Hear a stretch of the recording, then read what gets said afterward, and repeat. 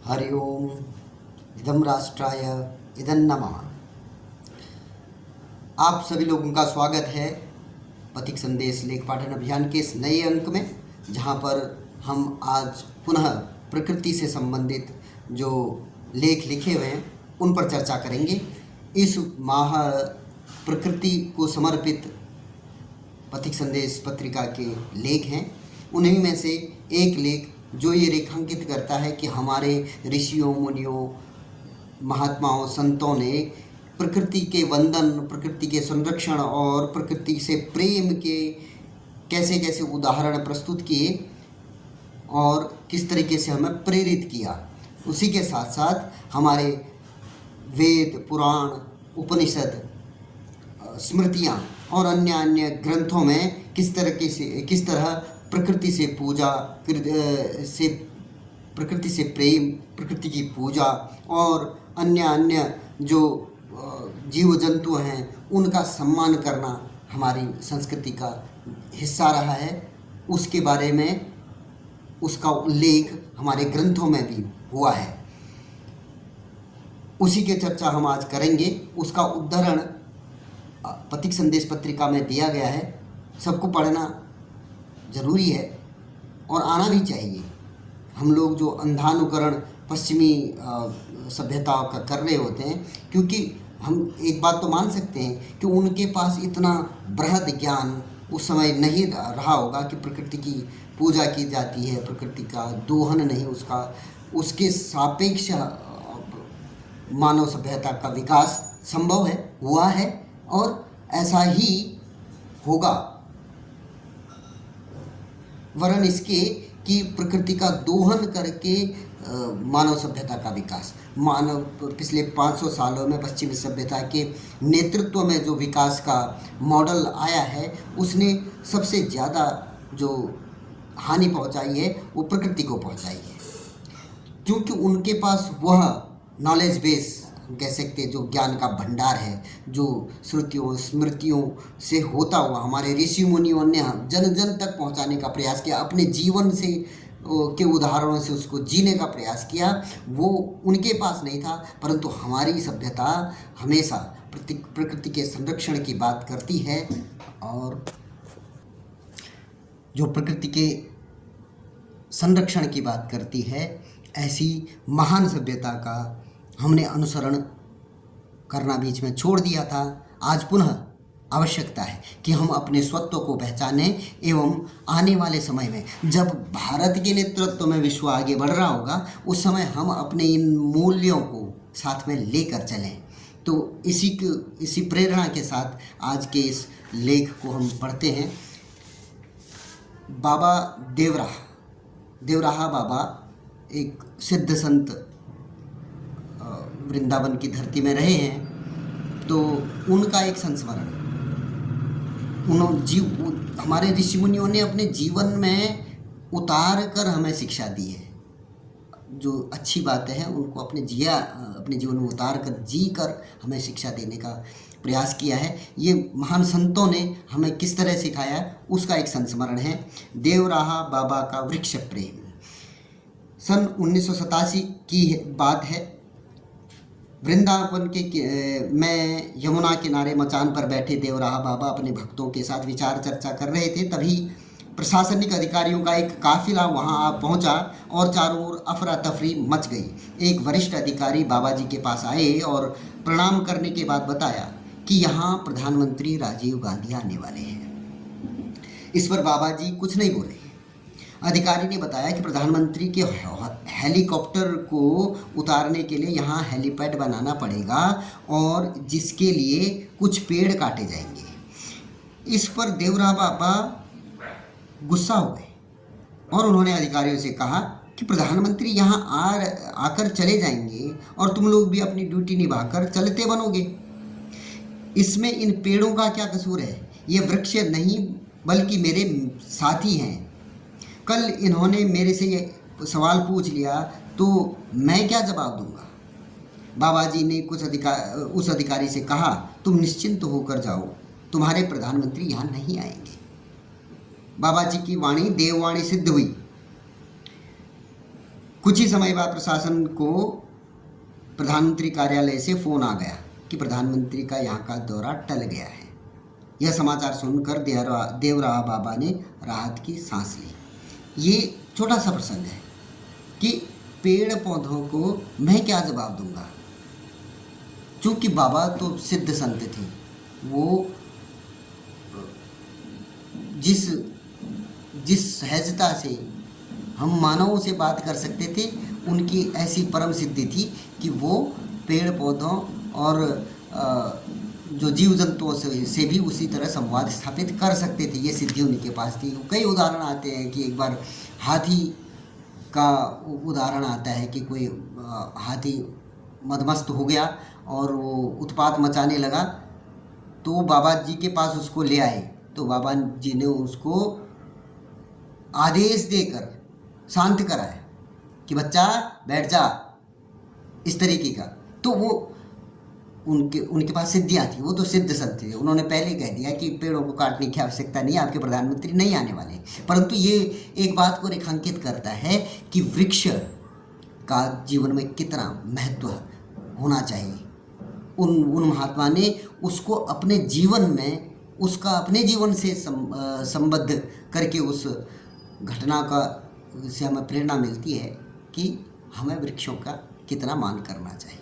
ये हमारे संत जिन्होंने हमें उदाहरणों के साथ सिखाया। ऐसे ही हमारी स्मृतियाँ, उसमें क्या कहा गया है, तीर्थ जल को कभी दूषित न करें।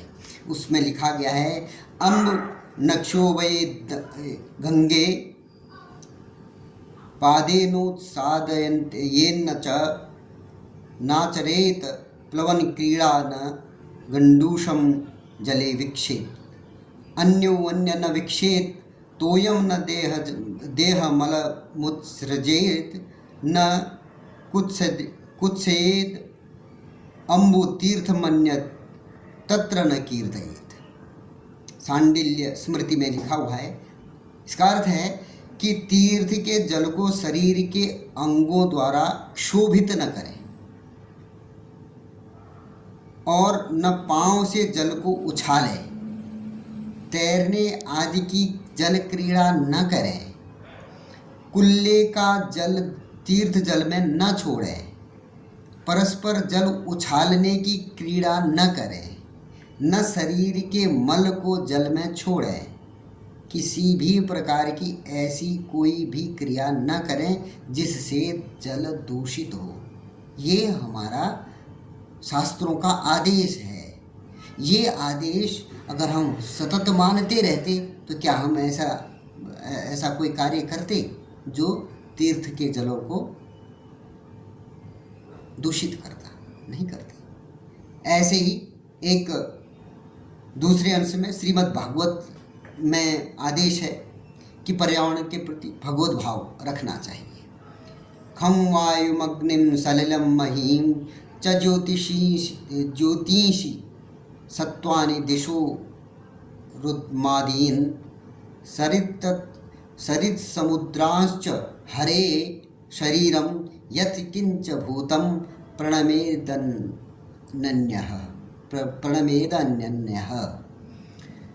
अर्थात आकाश, वायु, अग्नि, जल, पृथ्वी, ग्रह, नक्षत्र, प्राणी, दिशाएं, वृक्ष, वनस्पति, नदी, समुद्र सभी भगवान के शरीर के अंग हैं। सभी रूपों में स्वयं भगवान प्रकट हैं। ऐसा समझकर अनन्य भक्त जो कोई भी उसके सामने आ जाता है, चाहे वह प्राणी हो या अप्राणी, उसे भगवत भाव से प्रणाम करता है। एक भक्त का लक्षण इसमें बताया है, एक आदेश दिया है कि तुम अपने आप को भक्त कहते हो तो ये आपका आचरण कैसा है। आकाश, वायु, अग्नि ये सब भगवान के अंग हैं। भगवान स्वयं इसमें वास करते हैं। ये मानकर उनका सबका सम्मान करो। ये हमारे शास्त्रों का आदेश है। जो इन पर विश्वास करेगा, जो वो सदैव प्रकृति के साथ सामंजस्य बना के रखेगा। ऐसे ही हम जो है सुभाषित हमारे जीवन में सुभाषित जब हम पढ़ते थे उस समय विद्यालयों में पढ़ाया जाता था। आजकल पढ़ाया जाता है, नहीं पढ़ाया जाता, संभवतः मुझे ज़्यादा ध्यान है नहीं, क्योंकि नैतिक शिक्षा का बहुत भारी क्षरण हुआ है। तो सुभाषित के रूप में लिखा हुआ है कि परोपकारिणी प्रकृति पिबन्ति नद्यः स्वयमेव नाम्भ स्वयं न खादन्ति फलानि वृक्षाः नादन्ति सस्यं खलु वारिवाः परोपकाराय सतां विभूतयः। सुभाषित रत्न भांडागारम। नदियाँ अपने जल का पान स्वयं नहीं करती, वृक्ष अपने फलों का भक्षण स्वयं नहीं करते, जल बरसाने वाले मेघ खेत में उगे हुए अन्न को स्वयं नहीं खाते। सज्जनों की विभूतियाँ तो परोपकार के लिए ही होती हैं। अर्थात प्रकृति में जो भी हैं, प्रकृति जो भी देती है, उनके जितने भी अंग हैं वो परोपकार के लिए है। केवल मानव मात्र नहीं, संपूर्ण जीव जगत के लिए वो परोपकार के लिए, उसी को रेखांकित करते हुए हमें प्रेरणा के शब्द सुभाषित में।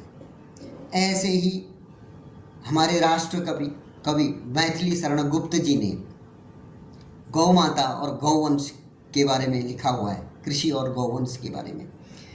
है भूमि बंध्या हो रही, वृष जाति दिन दिन घट रही, घी दूध दुर्लभ हो रहा, बल वीर्य की जड़ कट रही।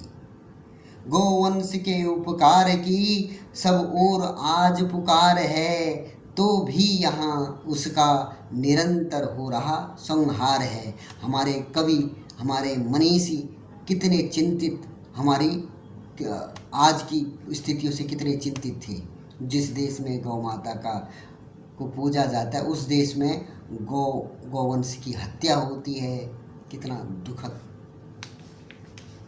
जो प्रकृति को पूजता है वहाँ पर केवल भोग और विलास के लिए प्रकृति का अंधाधुंध दोहन कितना उचित है। इसी सब को रेखांकित करते हुए अलग अलग हमारे जो पेड़ पौधे,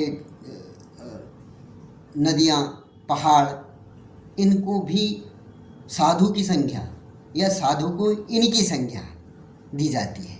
तो साधुओं ने कैसे हमारा मार्गदर्शन किया, हमारे मनीषियों ने कैसे मार्गदर्शन किया, हमारे वेद शास्त्र उपनिषद पुराण आदि क्या क्या आदेश कर रहे हैं, सब प्रकृति के संरक्षण का आदेश कर रहे हैं। इसलिए हम सबको प्रयासपूर्वक जितना हो सकते हैं थोड़ा थोड़ा प्रयास करके भी एक बड़ा परिवर्तन संभव है। हमने भी एक बार मन में संकल्प ले लेना चाहिए कि मैं इस कार्य के लिए अपने आप को प्रयासरत रखूँगा, तो ये कार्य अवश्य में होगा। प्रकृति के संरक्षण का कार्य अवश्य में होगा, ये करना ही पड़ेगा, आज नहीं तो निश्चित कल। परंतु अगर हम आज करेंगे तो हमारा भी एक अंश उसमें रहे, इतना संतोष हमें अवश्य में मिलेगा। पथिक संदेश पत्रिका में इसी तरीके के आपने देख लिया होगा, इसमें जितने भी हमारे पिछले अंश आए हैं, इसमें कोई भी ऐसा अंश नहीं है जो एक उचित श्रेष्ठ जानकारी के लिए न हो। तो इसलिए मैं आप लोगों से पुनः अनुरोध करता हूँ कि पथिक संदेश पत्रिका या ऐसी ही राष्ट्रवादी पत्रिकाओं का सब्सक्रिप्शन आप लें। पांचजन्य, ऑर्गेनाइजर या आपके ज़िले में, आपके राज्य में जो भी राष्ट्रवादी पत्रिका आती है, उसको ज़रूर आप अपना सहयोग प्रदान करें। आपका सहयोग, उसको सब्सक्राइब करना, फिर उसको आपके पास आती है तो उसको पढ़ना अवश्य। तो इसी के साथ, इसी अनुरोध के साथ आज के इस अंक को यहीं समाप्त करते हैं। आप लोगों का पुनः बहुत बहुत धन्यवाद। जय श्री राम।